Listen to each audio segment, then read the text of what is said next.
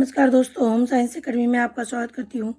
आज आपके लिए गृह विज्ञान पीजीटी का क्वेश्चन पेपर लेकर के आई हूँ और ये आप लोगों का कमेंट आ रहा था कि क्वेश्चन पेपर को सॉल्व कराइए, इसीलिए मैं ये पीजीटी 2009 का क्वेश्चन पेपर लेकर के आऊँ, जिससे आपकी तैयारी घर बैठे होती रहे। तो थोड़ा सा गले में प्रॉब्लम है और इसी वजह से आवाज़ में थोड़ा डिफरेंट है, तो प्लीज़ आप मैनेज करिएगा। चलते हैं वीडियो की तरफ। देखिए, ये क्वेश्चन है, सेरिबेलम नियंत्रण करता है। पहला क्वेश्चन आप में है, ये शरीर का संतुलन करने का काम करता है सेरिबेलम, और सेरिब्रम क्या होता है, सोचने विचारने का काम करता है। तो देखिए, दो पार्ट इसमें है, सेरिबेलम सेरिब्रम। जब बेलम शब्द आता है वो शरीर का संतुलन करता है, ब्रह्म जो होता है सोचने विचारने का काम करता है।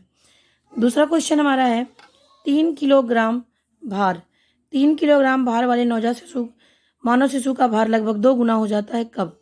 देखिए, 6 माह में बच्चे का जो वजन होता है वो कितना हो जाता है, 6 माह में दुगना हो जाता है। कितना हो जाता है, 2 गुना हो जाता है। नेक्स्ट क्वेश्चन है, निम्न में से कौन सामान्य वयस्क मानव का रक्तदाब एमएमएचजी में दर्शाता है। तो देखिए, ये सामान्य मानव का रक्तचाप होता है 120/80 mm। एम मतलब मिलीमीटर ऑफ मरकरी इसको बोलते हैं। तो इसका जो आंसर होगा क्या होगा, 120/80, यानी 120 सिस्टोलिक रेट होता है, 80 जो है डायसिस्टोलिक रेट होता है। नेक्स्ट क्वेश्चन आता है, नेक्स्ट क्वेश्चन हमारा है कि सागर्भता काल की अवधि होती है। तो देखिए, अंडे के निर्माण से लेकर शुक्राणु से मिलने तक की अवधि को क्या बोलते हैं, सागर्भता काल कहते हैं। नेक्स्ट क्वेश्चन पे आते हैं कि स्त्री अंडाशय में एस्ट्रोजन और प्रोजेस्टेरॉन उत्पन्न होता है, यानी जो स्त्री का ओवरी होता है उससे एस्ट्रोजन प्रोजेस्टेरॉन उत्पन्न जो होता है कहाँ से होता है, ग्रेफिकन फॉलिक्यूल से और कार्पस ल्यूटियम से। तो एस्ट्रोजन ग्रेफियन फॉलिकल से, प्रोजेस्टेरॉन कार्पस ल्यूटियम से ये उत्पन्न होता है। नेक्स्ट क्वेश्चन पे आते हैं, दूध में स्टार्च के मिलावट का परीक्षण किया जाता है। तो देखिए, दूध में स्टार्च के मिलावट का जो परीक्षण होता है वो आयोडीन के विलयन के द्वारा पता चलता है। लैक्टोमीटर क्या है, पानी की जांच करता है कितनी मात्रा में पानी की मात्रा है, लेकिन जो आयोडीन का जो विलयन होता है उससे दूध में स्टार्च की मिलावट का परीक्षण किया जाता है। नेक्स्ट क्वेश्चन पे आते हैं, जो वस्तुएं सेवाएं परिवार के सदस्यों को बिना धन के उपयोग से प्राप्त होती है क्या कहलाती है, वो वास्तविक आय कहलाती है। क्या कहलाती है, वो वास्तविक आय। देखिए, यहाँ पर क्वेश्चन क्या है, जो बिना धन के प्राप्त होती है। अब देखिए, जो इनकम होती है वो 3 प्रकार की होती है। एक होती है मौद्रिक आय, दूसरा होता है वास्तविक आय, तीसरा होती है मानसिक आय। जो वास्तविक आय होती है वो 2 प्रकार की होती है, एक प्रत्यक्ष होती है, एक अप्रत्यक्ष होती है। जो प्रत्यक्ष होती है उसमें बिना धन के काम होता है, जो अप्रत्यक्ष होता है उसमें धन खर्च करके काम करना पड़ता है, धन खर्च करके सामान मिलता है। तो इसीलिए यहाँ पर अगर प्रत्यक्ष होता तो होता वो, लेकिन वास्तविक आय के अंतर्गत आता है ये, तो प्रत्यक्ष आय, इसीलिए यहाँ पर जो उत्तर होगा क्या होगा, वास्तविक आय होगा। मानसिक आय जो हमें मानसिक संतुष्टि देता है, मौद्रिक आय जो हमें धन खर्च करने के बाद कोई चीज़ प्राप्त होती है, तो इसका आंसर ये होगा। नेक्स्ट क्वेश्चन पे आते हैं, बजट सफल होता है अब। बजट सफल होता है आय और व्यय के सही संतुलन से। कैसे, आय और व्यय के सही संतुलन से बजट सफल होता है। नेक्स्ट क्वेश्चन पे आते हैं, धीमा विकास करने वाले बच्चों की पहचान होती है। तो उनकी जो है गति और कुशलता में देरी की वजह से जो होता है हम पहचान कर सकते हैं कि बच्चे का जो विकास है वो धीमी है। अब है बच्चों में कल्पनात्मक खेलों का विकास। देखिए, यहाँ पर 2 वर्ष कहीं दिया गया है, जबकि जर्सील्ड के अनुसार 1 वर्ष है। तो एक बार आप देखिएगा इसका आंसर क्या होगा कि 1 वर्ष होगा कि 2 वर्ष होगा, लेकिन मैंने जो देखा जर्सील्ड ने उन्होंने बताया कल्पनात्मक खेलों का विकास बच्चों में 1 वर्ष में ही हो जाता है।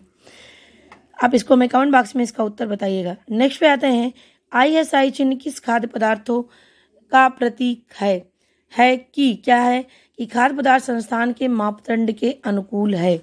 खाद्य पदार्थ जो है संस्थान के मापदंड के अनुकूल है।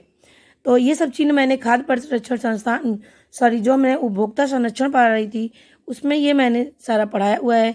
आप गृह प्रबंध में जाकर के इन टॉपिक को आप देख सकते हैं। मिलावट भी मैंने पढ़ाया है, कक्षा 7 या 8 में आपको मिलेगा, और ये जो अभी जो जितने क्वेश्चन मैं सॉल्व कराएंगे बाल विकास में आपको मिलेगा।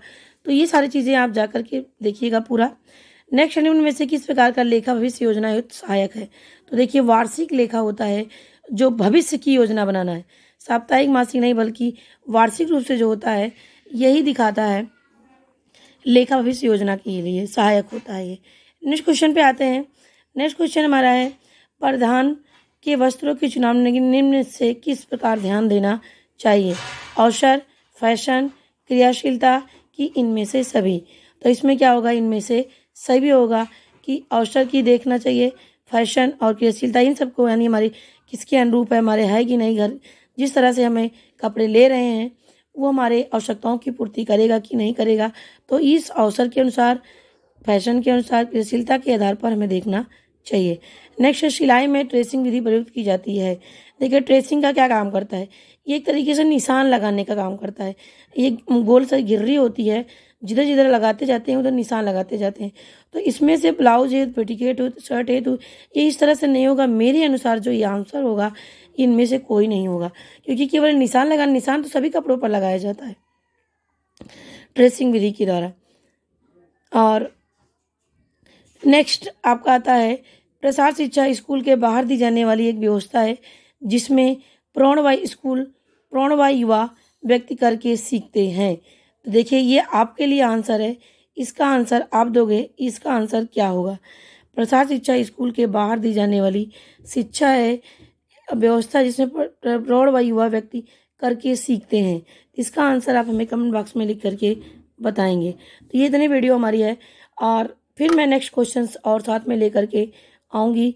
तो जो क्वेश्चन मैं आपको बताई हूँ उस क्वेश्चन को आप नोट भी करते चलिएगा साथ में, और प्लस जिसका आंसर हमने नहीं बताया, जिसमें कन्फ्यूजन के क्वेश्चन थे, उनको आप हमें कमेंट बॉक्स में उसका उत्तर ज़रूर बताइएगा। तो ये हमारी वीडियो, आशा करती हूँ आपको समझ में आया होगा। और ये जितने भी टॉपिक मैंने पढ़ाया है, इसमें केवल अभी नर्वस सिस्टम मैंने नहीं पढ़ाया है, और लगभग टॉपिक मेरा कवर है। तो आप जा कर के गृह विज्ञान में जो प्लेलिस्ट दिया गया है सारी चीज़ों का, उनको बारी बारी से आप खोलेंगे, आपको वहाँ पर टॉपिक मिलेगा। तो मेरी वीडियो देखने के लिए आपको धन्यवाद।